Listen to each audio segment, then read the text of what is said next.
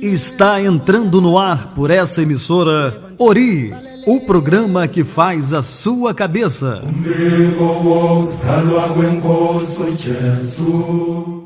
O Papo Cabeça de hoje é com o pai Paulo de Oxalá, babalorixá, colunista do jornal Expresso e do Extra Online. Não perca! Pai Paulo, é um prazer muito grande recebê-lo no programa Ori. E eu queria saber, antes de qualquer coisa, como é falar de candomblé para um público que muitas vezes nunca pisou no terreiro? Márcio, em primeiro lugar, quero te agradecer a oportunidade de nós estarmos aqui mostrando o nosso trabalho e parabenizar você e toda a equipe do Ori pelo trabalho que vocês desenvolvem.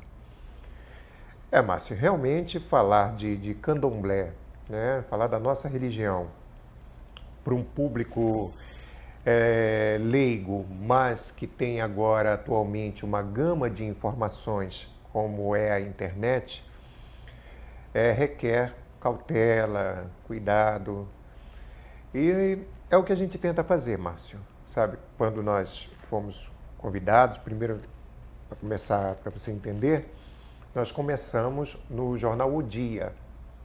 Nós fomos pioneiros no site do jornal O Dia, inauguramos falando de candomblé, não tinha nada sobre candomblé assim até então, no Dia, internet, e nós fomos convidados.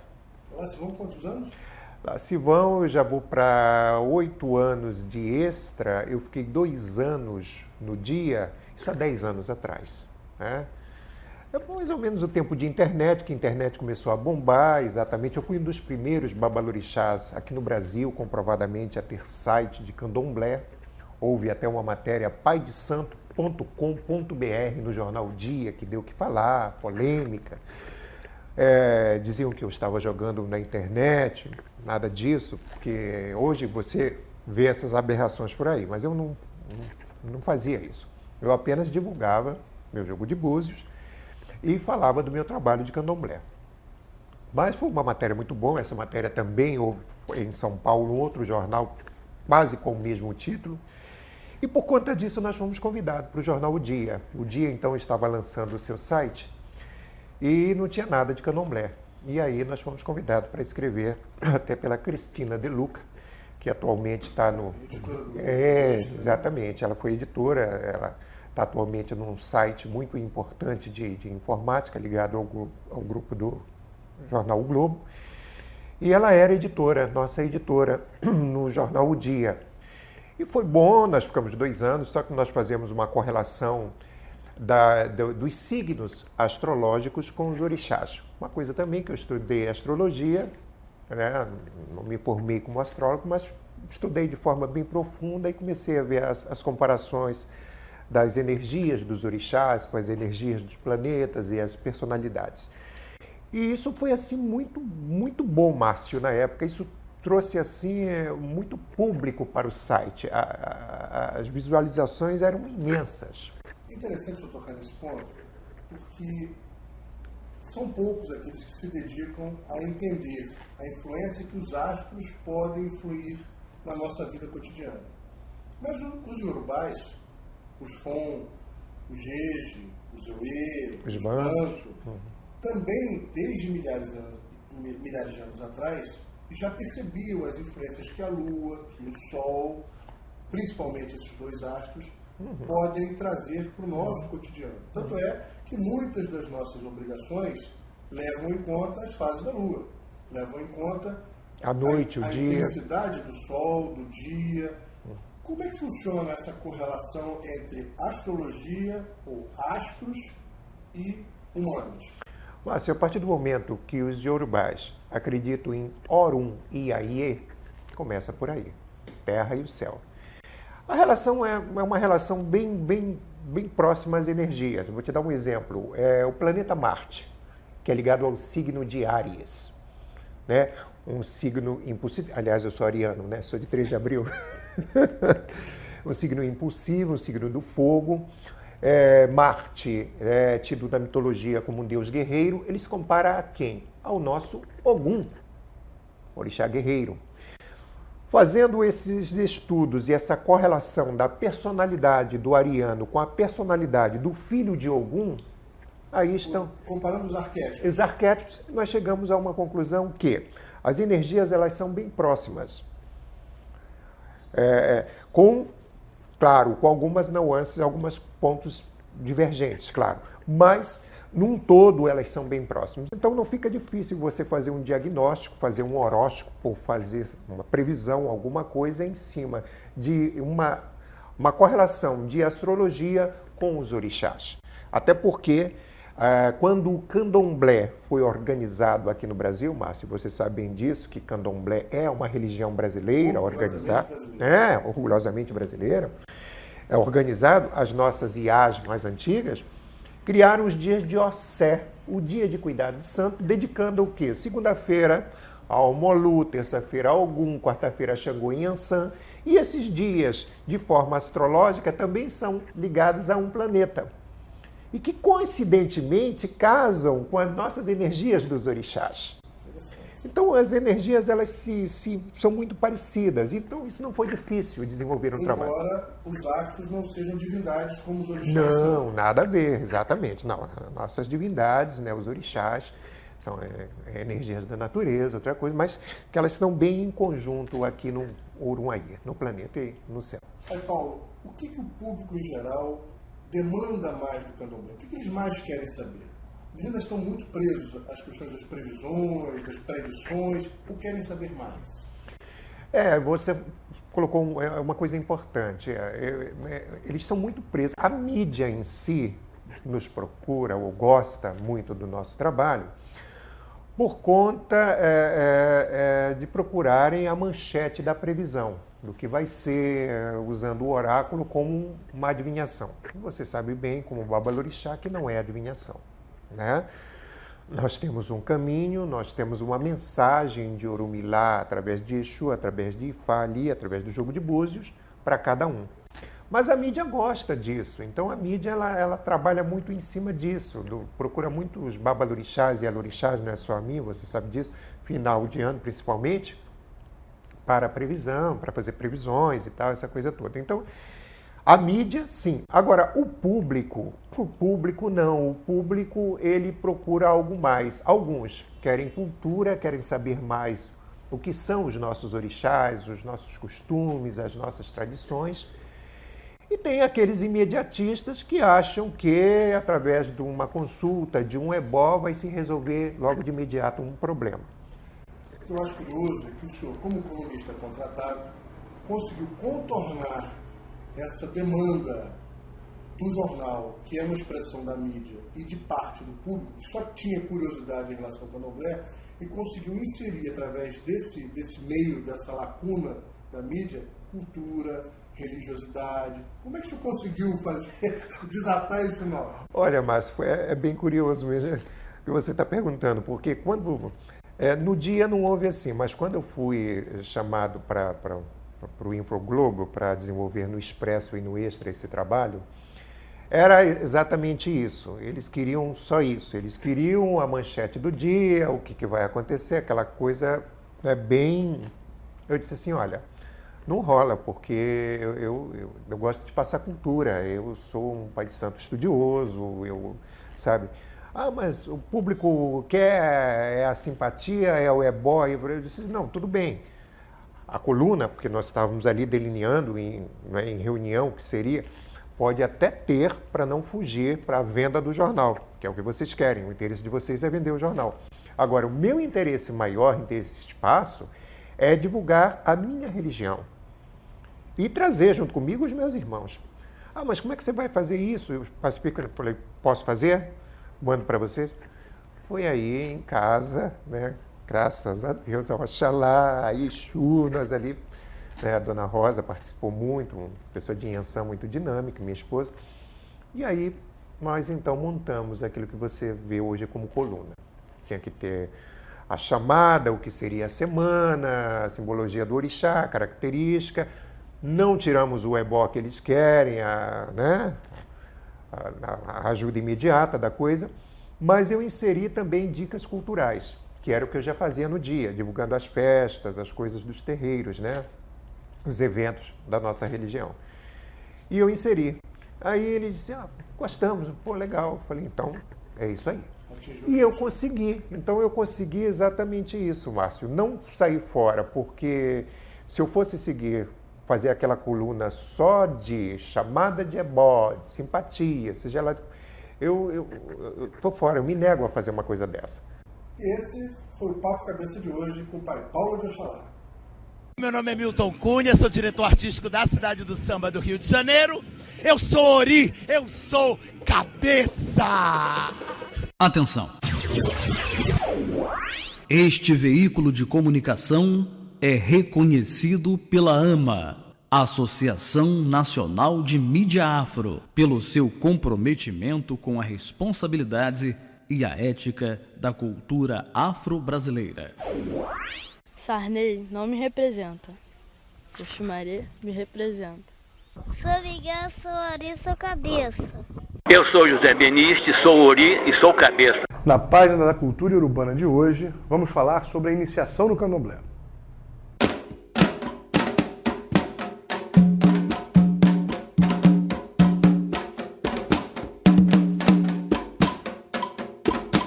Não há nada mais difícil, desafiador e ao mesmo tempo revelador do que a iniciação no candomblé.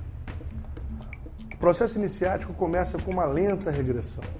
A pouco e pouco, vamos nos desligando da vida profana exterior ao barracão e mergulhando no ambiente do terreiro. Nessa imersão, somos gradativamente limpos de todas as energias negativas, das vaidades, das individualidades, e vamos sendo apresentados a uma nova sociedade, a comunidade de Axé. Essa sociedade tem regras e rotinas próprias. E para bem entendermos essa dinâmica ímpar, aprendemos logo de início os pilares básicos: obediência aos mais velhos, humildade e solidariedade. Na iniciação, reaprendemos simplesmente tudo. Reiniciamos a vida. Renascemos para o orixá e com o orixá. Inicialmente, nos parece até incômodo e sem sentido só falarmos quando nos é dada licença, não olharmos nos olhos dos nossos interlocutores, sermos privados das mais íntimas e básicas escolhas. Mas essas são profundas e sábias instruções. São indicativos de que devemos aprender a sentir, antes mesmo de aprendermos a agir. É dessa sensibilidade, é dessa dedicação que o orixá precisa para se manifestar em nós de forma plena. Esse período de regressão e imersão é único. Nunca, em toda a nossa existência, teremos 21 dias de retiro para pensarmos exclusivamente na nossa vida, repensarmos nossos atos, reprojetarmos nossas estratégias de vida, desenvolvermos nossa relação própria com os orixás. Nesse período, conhecemos suas histórias, suas regências, energias, rezas, cânticos, toques, danças, mistérios, tabus. Na iniciação, nos deparamos com as mais fortes manifestações de energia de nossa existência até então. Morremos e renascemos, pedindo licença e bênçãos a todos os orixás.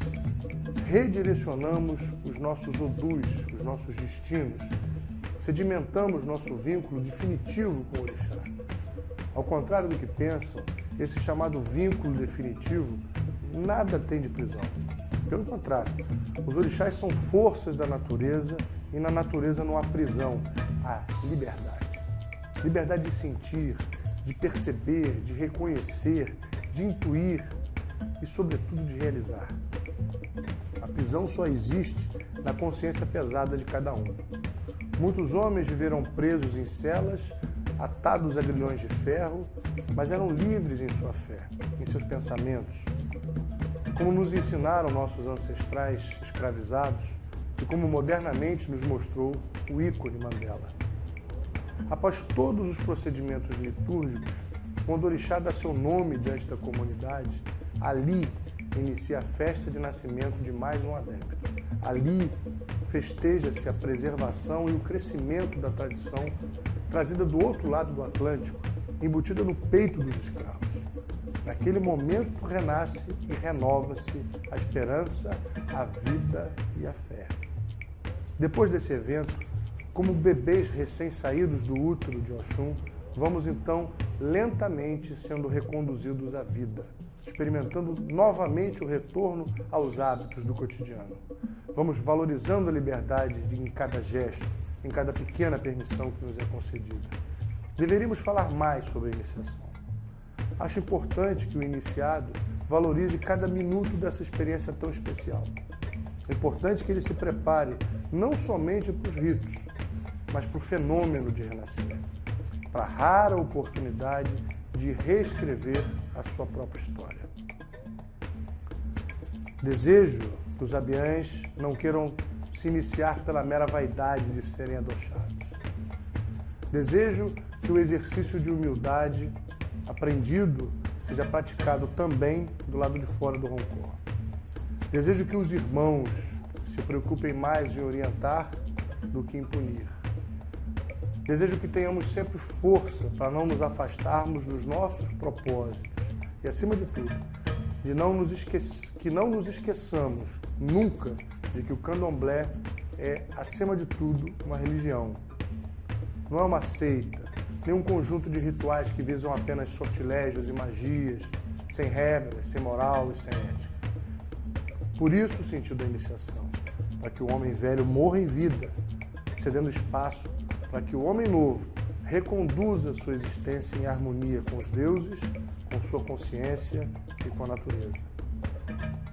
Que o grande arquiteto do universo nos ilumine e ampare em nossa jornada.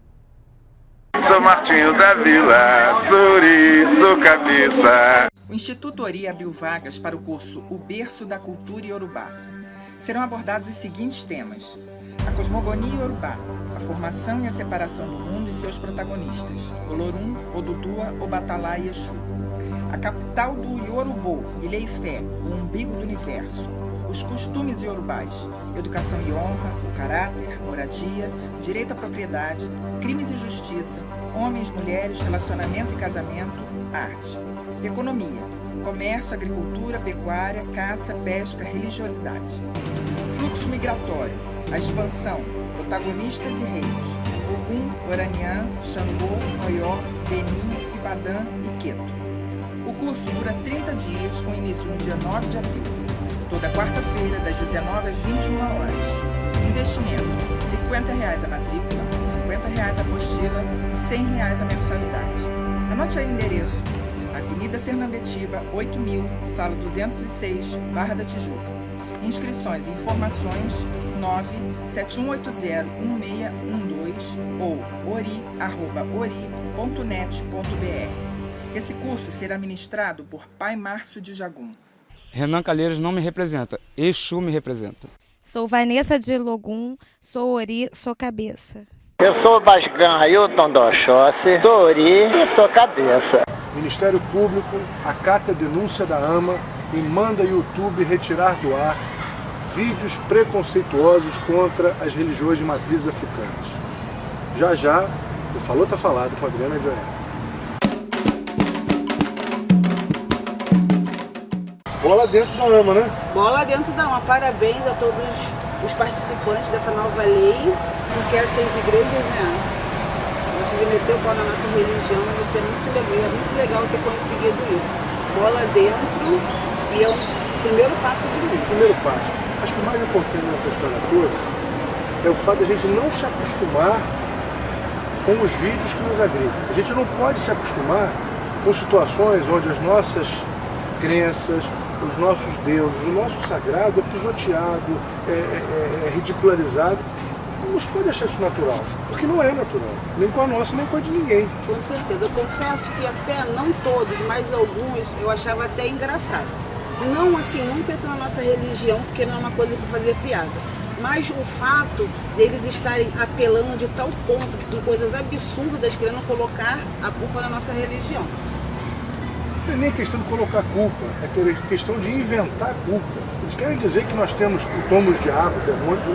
Não existe demônio na nossa religião de matriz africana. Não tem demônio para o candomblé, não tem demônio para a Umbanda.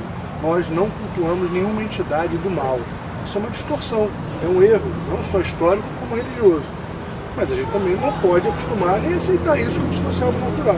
Então, é isso que eu falo, como eles ficam tão desesperados que apelam de tal forma que fica ridículo, né? Pois é. Parabéns à AMA, Associação Nacional de Mídia Afro, ao Ministério Público, que teve a coragem e a sensibilidade de tomar uma decisão que não é a favor. E nos apoiar também. Mas é bom que se deixe claro isso.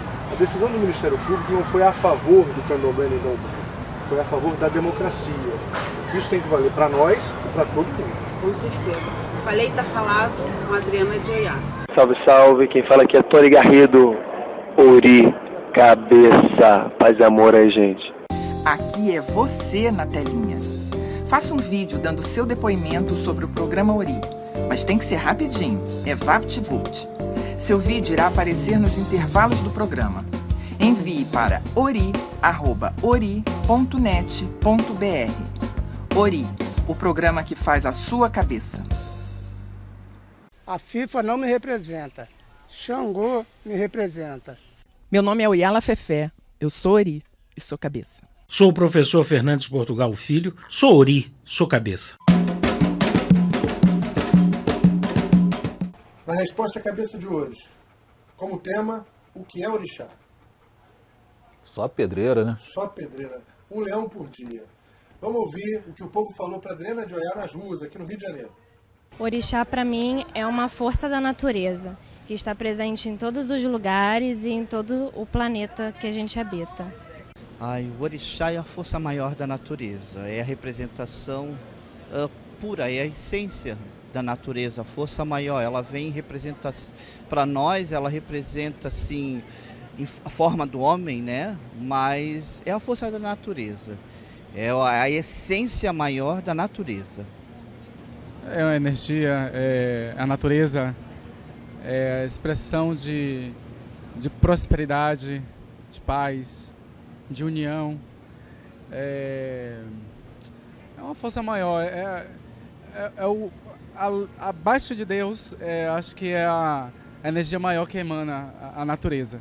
É uma energia que toma conta do ser humano, que ele mesmo não entende de onde vem essa energia, para onde vai. Só é uma coisa que acontece, algo que acontece que sai de dentro e volta para dentro. O orixá é ancestral divinizado, o orixá é força da natureza, o orixá é a gente mesmo quando renasce. O orixá é a parte de Olorum que está em todos nós. E aí, Tomé G, chegou a alguma conclusão? Nenhuma. Nenhuma? Nenhuma. Algumas, então, há várias? Quais são? Orixá é uma das interpretações que nós temos de Deus. Uma, porque me incomoda muito quando eu ouço que só Deus salva, só Deus tal salva, só fulano é Deus. Não sei. Não, eu penso que é uma das manifestações de Deus, porque eu tenho que respeitar, inclusive esses que se acham donos da verdade. Eu tenho que respeitar os budistas, tenho que respeitar todas as outras religiões que existem e que têm seus deuses, e que acreditam nos seus deuses. Então o orixá, para mim, é uma dessas manifestações. É como nós conhecemos Deus. Eu não vejo nada de diferente disso. Mas apesar disso, Tomé G, é importante deixar claro que dentro da religiosidade de matriz africana, nós temos Olorum, que é o Deus Supremo, o Criador, e os orixás, que são ancestrais divinizados, que estão no patamar intermediário entre o homem e o Todo-Poderoso. Eu não vejo motivo para eu querer impor às outras denominações que orixá é tudo. Não, tudo para ele, para o muçulmano, é Alá. A minha ideia é que a gente respeite a diversidade. Né?